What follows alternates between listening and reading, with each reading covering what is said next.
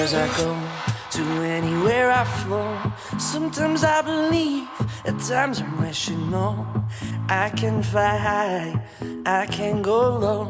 Today I got a million, tomorrow I don't know. Bonjour à toutes et à tous, bienvenue sur le magazine de la Coupe de France. Elle fait son retour, cette Coupe de France, après près de 2 mois. C'était à Marseille, la dernière manche. Aujourd'hui, nous voici à la Foissière pour la classique Loire-Atlantique. C'est le retour de la Coupe de France, mais c'est aussi le retour d'un homme, Brian Coquard. Comment ça va, Brian, après ces quelques semaines d'indisponibilité ?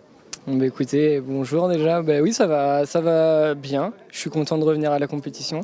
Ça faisait 1 mois que j'étais à la maison, donc j'étais un peu malheureux à la maison, mais bon, voilà, je suis content en plus sur mes terres de revenir ici.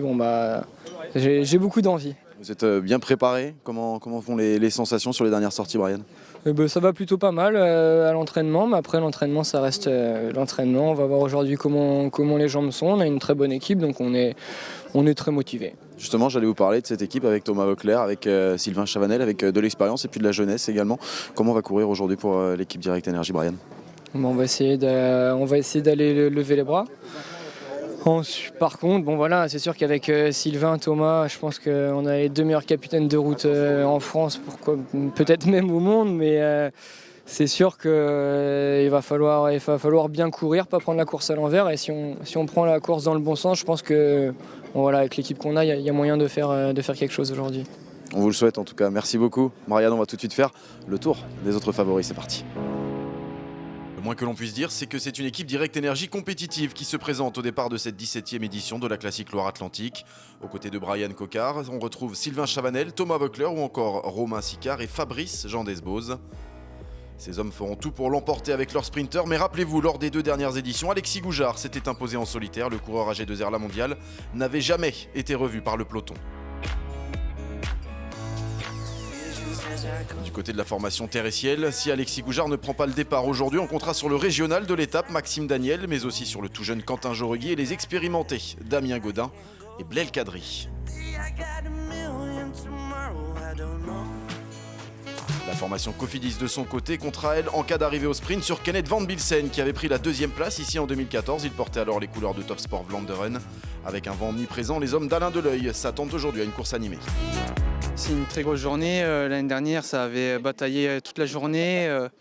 Il y avait une quinzaine de coureurs à l'avant avec de bons moteurs à l'avant. Donc ça a permis de rouler très vite à l'arrière aussi. Donc c'est vrai que c'est une course qui fait un peu bim bam boum tout au long du parcours. Et ce qui se passe, c'est que ça bataille pendant 2-3 tours. Et puis une fois que c'est sorti, ça bataille encore parce que justement, il y a des équipes piégées. Et puis ça continue à batailler. Et puis dans le final, soit on revient pas. Et puis l'année dernière, ils avaient très bien joué, c'était pas revenu.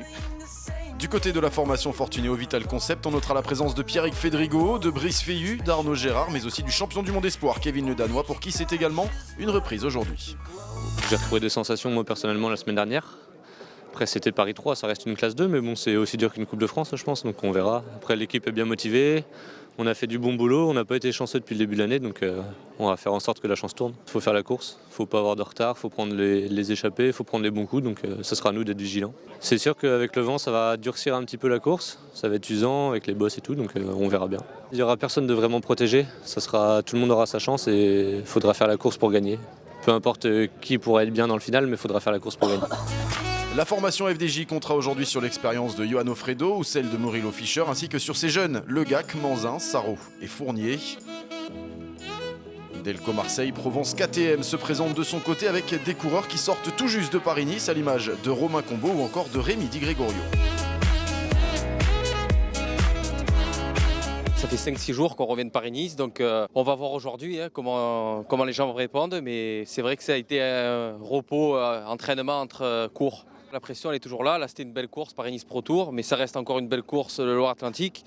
Et nous on a l'effectif, il y en a qui ont couru sur d'autres courses, d'autres Paris-Nice, il y en a d'autres qui sont frais, et nous qu'on a fait Paris-Nice, donc on va voir ce que ça donne, mais Loire-Atlantique et Cholet, ça sera une belle course. C'est un circuit dur, qui me convient, mais pas énormément, mais bon, on va s'inscrire dans le mouvement. Parmi les autres formations présentes au départ de la Foissière, on retrouve également les nordistes de Roubaix-Lille Métropole avec les jeunes Jimmy Turgis, Rudy Barbier ou encore Julien Antomarchi. Enfin, l'équipe cycliste de l'Armée de Terre, emmenée par Jimmy Casper, deuxième ici en 2008, devra se montrer avec Julien Duval, Yann Guyot, Johan Barbas ou encore Thomas Rostolin.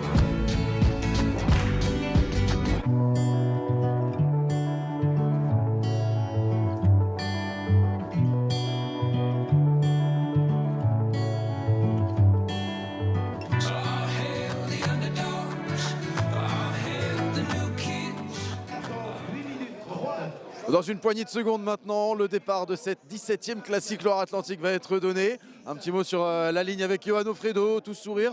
Ça va Johan? Ouais, ça va, impeccable. Impeccable. Avant cette classique Loire-Atlantique, comment ça va se passer aujourd'hui selon vous Johan?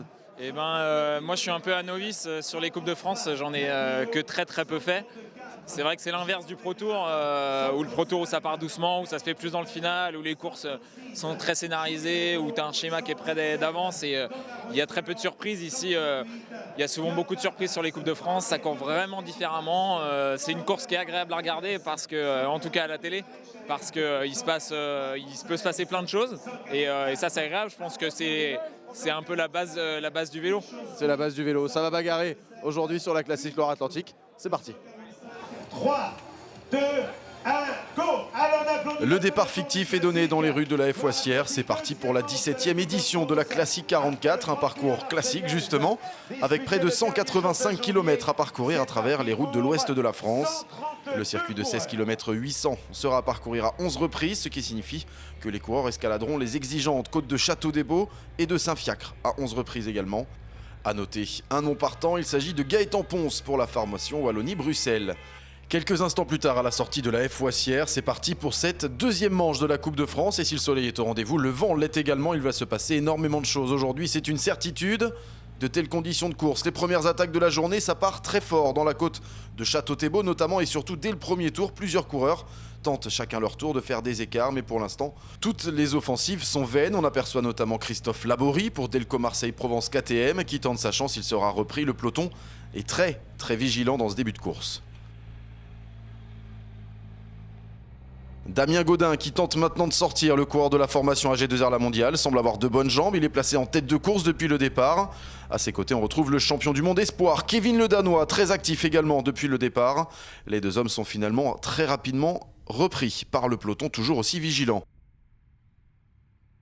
Et depuis le départ, on a vu plusieurs formations s'illustrer à l'avant de ce peloton. On a vu des coureurs de l'équipe de l'Armée de Terre, de la formation Fortunéo Vital Concept également, tenter leur chance, mais personne n'y parvient pour l'instant.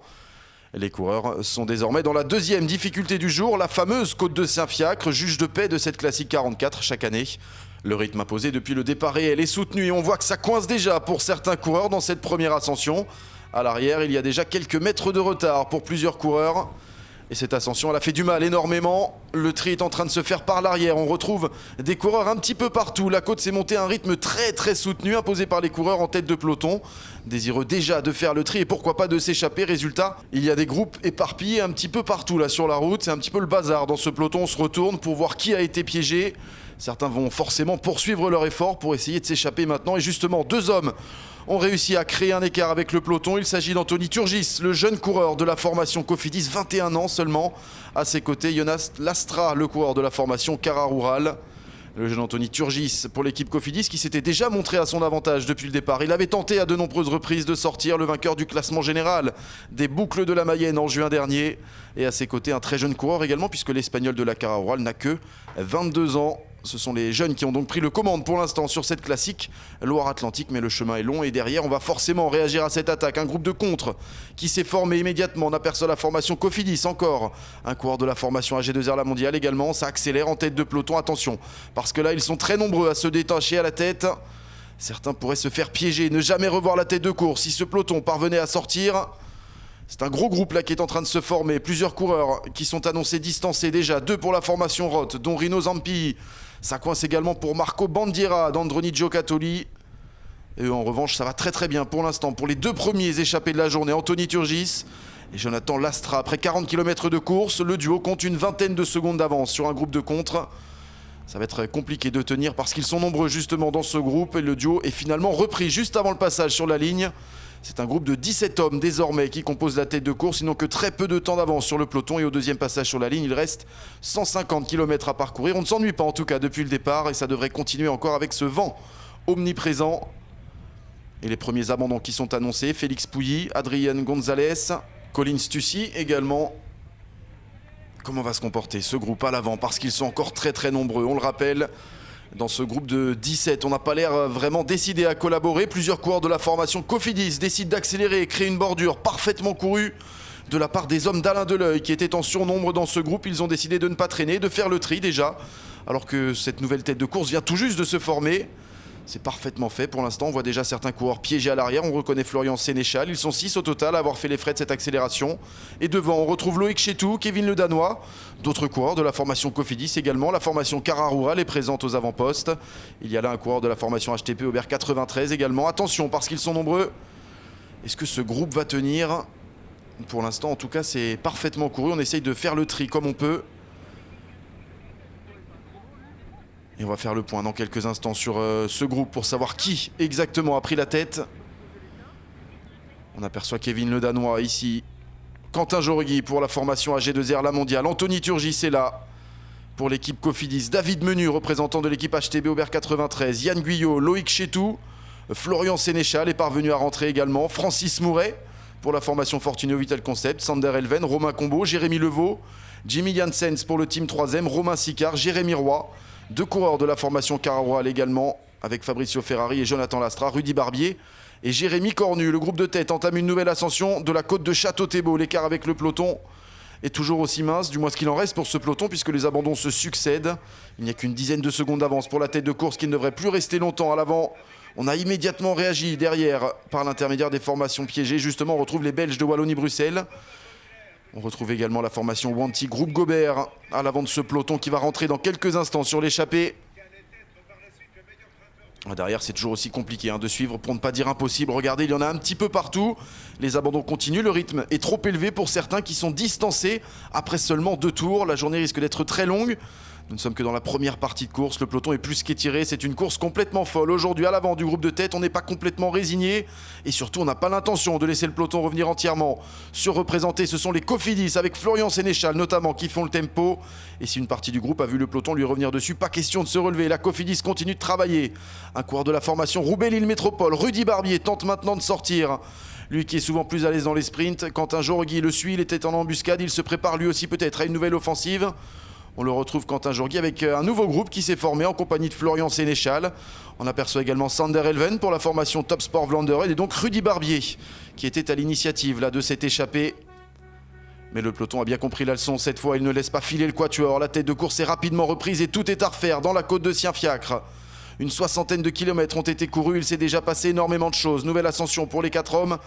Et des ascensions répétées qui commencent à faire mal à l'ensemble des coureurs. Et dans cette nouvelle montée, les 4 hommes sont donc repris. Pas de répit pour autant. Immédiatement, il y a un nouveau groupe qui va se dessiner. On est en train d'assister peut-être à la formation de la bonne échappée. Le nouveau passage sur la ligne avec une équipe Cofidis encore et toujours à l'avant. Kenneth Van Bilsen, le sprinter de cette formation rouge et blanche. Et là, on aperçoit Johan Bagot également. La formation d'Yvon Sanquer, emmenée aujourd'hui par Alain Deleuil. Et dans tous les coups, on ne voit que... Et le peloton lui pointe à 20 secondes juste derrière, du moins ce qu'il en reste. On a encore perdu des unités. On retrouve les Wanty Groupe Gobert notamment à l'avant de ce peloton. Eux qui avaient pris la 2e place ici l'an passé avec Marco Marcato, l'Italien. Le peloton est revenu et c'est le moment pour certains coureurs d'accélérer à nouveau. Ils sont plusieurs à relancer. Et une fois encore, les Cofidis qui se mettent en évidence. On retrouve Florian Sénéchal, Loïc Chetou, Anthony Turgis, Kenneth Van Bilsen et Hugo Hofstetter. La victoire ne peut pas leur échapper aujourd'hui. Attention, il y a un autre homme qui a pris cette échappée, Peter Van Speebroek pour la formation Top Sport Vlaanderen. On sait que les Belges de cette formation Top Sport sont toujours présents sur les manches de la Coupe de France. Il y a Johan Ofredo qui est là également pour la formation FDJ. C'est déjà son 18e jour de course à ce coureur de la FDJ que l'on voit ici à l'image. Et toujours cette équipe Cofidis avec Kenneth Van Bilsen qui va donner un relais maintenant. Ah, ils sont nombreux avec Kenneth Van Bilsen, donc Florian Sénéchal, Loïc Chetou, Anthony Turgis et Hugo Hofstetter. Surreprésentés les coureurs de l'équipe Cofidis aujourd'hui dans cette échappée. Et le relais qui est donné par Kevin Le Danois, le champion du monde espoir, qui a vécu des semaines compliquées récemment. Il a eu du mal à reprendre cette saison, Kevin Le Danois. Ça va beaucoup mieux pour lui, il nous l'a confié au départ. Loïc Chetou qui passe le relais maintenant. Les coureurs de la formation Cofidis qui ont donc placé 5 hommes à l'avant de la course aujourd'hui. Et derrière, on va forcément commencer à s'inquiéter parce qu'avec 5 coureurs de l'équipe Cofidis, on a réagi justement. Un groupe de contre qui s'est formé avec un coureur de l'équipe AG2R La Mondiale. C'est Damien Gaudin qui est là à nouveau. L'ancien champion de France également, Pierrick Fédrigo et Grégory Abot pour la formation Wallonie-Bruxelles. Et derrière, on a vu encore un autre groupe avec Romain Combeau qui essaye de sortir pour la formation Delco Marseille-Provence KTM. Tout seul, ça va être compliqué pour le jeune Marseillais que l'on avait vu sur Paris-Nice, notamment avec du soutien pour lui, Dimitri Claes de la formation Wanty Groupe Gobert, qui est venu l'épauler. On revient sur ce groupe de contre et à 3 tours de l'arrivée, ça semble compliqué de revenir pour Pierrick Fédrigo, pour Damien Gaudin et pour Grégory Abot. Pierrick Fédrigo l'avait fait à Cholet l'année dernière, revenir sur des échappées et s'imposer seul. On se souvient, il était sorti avec Thomas Voeckler. On doutait de la possibilité pour le duo de revenir. Il l'avait fait. Ils étaient revenus et Pierrick Fédrigo avait alors lâché tout le monde pour remporter en solitaire le Grand Prix Cholet Pays de Loire. Mais aujourd'hui, eh bien, c'est loin, très loin d'être la même histoire avec 5 coureurs Cofidis présents à l'avant. Damien Gaudin, Pierrick Fédrigo et Grégory Abot qui vont tenter de revenir. Justement, on les retrouve. Les hommes échappés, la tête de course avec l'équipe Cofidis qui imprime le tempo dans la côte de Saint-Fiacre. Oh, c'est incroyable de voir autant de maillots rouges et blancs. 5 coureurs de l'équipe Cofidis présents à l'avant. Avec Johan Ofredo, avec Kevin Le Danois également qui sont là. Le vent est toujours omniprésent et les Cofidis sont en train de payer leurs efforts. Ils se relaient sans relâche et le premier qui fait les frais de cette offensive, c'est Hugo Hofstetter. Le coureur est distancé par la tête de course. Mais la formation Cofidis reste largement en surnombre. Hofstetter lâché, mais qui aura largement fait sa part de travail aujourd'hui. Et devant, on va attaquer à nouveau. Et à nouveau, un coureur de l'équipe Cofidis qui passe à l'offensive. Loïc Chetou qui accélère avec Kevin Le Danois. Oh, c'est ce qu'il fallait faire, évidemment. Derrière, on a d'autres cartouches. Le but, c'est d'éliminer Kevin Le Danois. Le dernier passage sur la ligne. Il reste un petit peu plus de 15 km à parcourir dans cette classique Loire-Atlantique. Et on va apercevoir derrière le reste de l'échappée avec encore 3 coureurs de l'équipe Cofidis. Il y a Johan Ofredo qui est là également, les carrés minces, très minces. Est-ce que ça va suffire pour Kevin Le Danois et Loïc Chetou? Pas certain. On retrouve justement le champion du monde espoir dans le dernier tour, toujours avec Loïc Chetou, mais derrière eux, c'est en train de rentrer. C'est Florian Sénéchal qui est en train de faire l'effort pour recoller avec le reste du groupe de contre-attaque. Florian Sénéchal qui est là en train d'abattre un travail énorme pour revenir sur Loïc Chetou et Kevin Le Danois. Loïc Chetou qui évidemment ne roule plus, qui laisse faire Kevin Le Danois. Il se retourne, le champion du monde espoir. Florian Sénéchal va rentrer et derrière ça va rentrer également avec Peter Van Speebroek pour la formation Top Sport Vlaanderen. Avec également Johan Ofredo qui est là et 2 coureurs de l'équipe Cofidis et ça attaque à nouveau avec Anthony Turgis cette fois qui accélère. Florian Sénéchal ne peut pas suivre. Peter Van Speebroek non plus. Johan Ofredo n'y arrive pas. Kevin Le Danois y va. Avec Loïc Chetou dans sa roue, encore une fois. Le champion du monde espoir qui va essayer de revenir sur Anthony Turgis. Ça va être compliqué. Quel numéro du jeune coureur de l'équipe Cofidis? Il n'a que 21 ans. Anthony Turgis, il avait remporté l'année dernière l'étape reine des boucles de la Mayenne chez Jackie Durand. Il avait également remporté le classement général de ces boucles de la Mayenne. Anthony Turgis qui est en train de s'envoler vers la victoire désormais. Ils sont loin derrière. Le trou est fait pour Anthony Turgis. Peter Van Speebroek n'arrive plus à suivre. Kevin Le Danois ne peut pas relancer non plus. Les coureurs de l'équipe Cofidis évidemment ne travaillent pas, ne relaient pas. C'est à Van Speebroek et Ofredo de faire le boulot. Simplement c'est trop compliqué désormais. Anthony Turgis qui aperçoit la flamme rouge, qui va passer dessous. L'entrée dans quelques instants dans la F Foissière pour le jeune coureur de l'équipe Cofidis. Et Alain Deleuil qui arrive à ses côtés, la petite tape dans la main, c'est fait pour Anthony Turgis qui va s'imposer en solitaire comme Alexis Goujard l'avait fait l'année dernière, comme il l'avait fait il y a 2 ans également. Anthony Turgis seul désormais dans les rues de la F Foissière, l'ancien coureur de l'US Métro et de Nogent-sur-Oise qui avait notamment terminé 2e de Paris-Roubaix Junior, qui avait remporté Liège-Bastogne-Liège chez les Espoirs. Et il va remporter aujourd'hui la classique Loire-Atlantique, lui qui s'était complètement sacrifié lors des derniers championnats du monde espoir pour Kevin Le Danois. Et bien aujourd'hui, c'est Anthony Turgis, 3e de ces derniers mondiaux espoirs, qui s'impose en solitaire. Énorme, énorme ce qu'a fait Anthony Turgis, énorme ce qu'a fait toute l'équipe Cofidis pour permettre à son tout jeune coureur de 21 ans de conclure aujourd'hui. L'émotion, il n'y croit pas Anthony Turgis, mais si, il l'a bien fait, il vient remporter la 3e manche de la Coupe de France. Quelle émotion sur le visage du jeune coureur. Et derrière, on va se battre pour la 2e place, même pas. Kevin Le Danois a tant donné dans cette échappée avec Loïc Chetou qu'il ne peut même pas sprinter. C'est Loïc Chetou qui prend la 2e place, le doublé pour la formation Cofidis. Le champion du monde de poids de l'équipe, Fortuné Vital Concept, et à 4e place.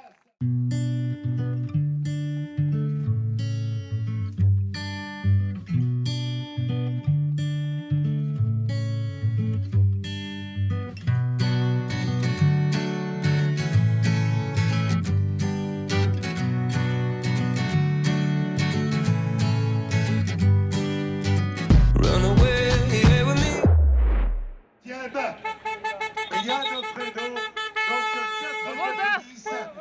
les 5 premiers de l'épreuve. Seul s'est intercalé. Déjà au briefing, j'ai dit aux mecs, les gars, il n'y a pas de leader aujourd'hui. Tout le monde attaque, tout le monde doit être devant et chacun à notre tour on attaquait. Et là, quand le peloton rétrécissait, j'ai vu qu'on était encore 6, non même 7. Et là, j'ai dit à Lauriette, les gars, on fait une bordure. On a remonté, on s'est placés ensemble. Et on a fait une bordure sur la grande route après la ligne. Et on est sorti quoi. Et après, on a relayé et on a attaqué chacun notre tour. Et voilà, Anthony a été plus chanceux quand il a attaqué. Et puis nous, on a géré derrière. Donc voilà, on fait 1, 2, 4, 5. Je pense qu'on peut pas faire mieux là. Donc l'équipe est contente, notre directeur sportif aussi est content, il n'arrêtait pas de parler à l'oreillette. Donc non, c'est que du bonheur. La joie et le doublé pour la formation Cofidis qui prend donc les 2 premières places de cette classique Loire-Atlantique. Kevin Le Danois est 3e. Quand je me suis retrouvé devant avec eux, j'étais content d'être là déjà. Après, je pensais pas être aussi bien. Je suis vraiment content de ma forme. Je pense que s'ils sont pas 5, j'ai moyen de gagner aujourd'hui. Donc on verra bien. On verra la semaine prochaine au Critérium. Demain, je pense que ça va être compliqué à Cholet avec les efforts d'aujourd'hui. Après, non, on verra au Critérium. L'objectif, ça sera de faire un bon Critérium pour gagner Paris-Camembert. Le rendez-vous est pris donc pour Kevin Le Danois, 3e aujourd'hui. On découvre le classement avec 4 coureurs de la formation Cofidis aux 5 premières places avec Kenneth Van Bilsen 4e, Florian Sénéchal 5e, Johan Ofredo lui est 7e aujourd'hui.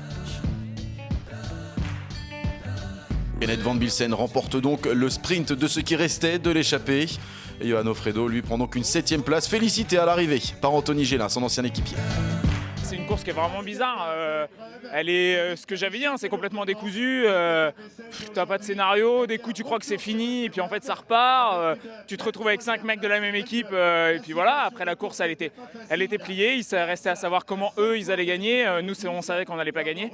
En face, il y a Milan-San Remo, qui est une course de légende, mais c'est beaucoup plus facile à courir. Milan, c'est 300 bornes, c'est linéaire. Franchement, tu sais pas comment courir ces courses-là. C'est du spectacle, c'est beau, c'est le beau vélo et puis voilà, c'est les Coupes de France, mais c'est super. Un coup d'œil sur le classement général puisqu'avec son succès aujourd'hui, Anthony Turgis marque 50 points et prend la tête. Égalité avec Driss de Venins, vainqueur du Grand Prix La Marseillaise. Loïc Chétoué 3e, Thibaut Pinot 4e, lui qui avait terminé 2e à Marseille justement. Kevin Le Danois est 5e, Baptiste Plancard 6e. Au classement par équipe, la formation Cofidis évidemment frappe un grand coup et prend la tête devant Delco Marseille Provence KTM.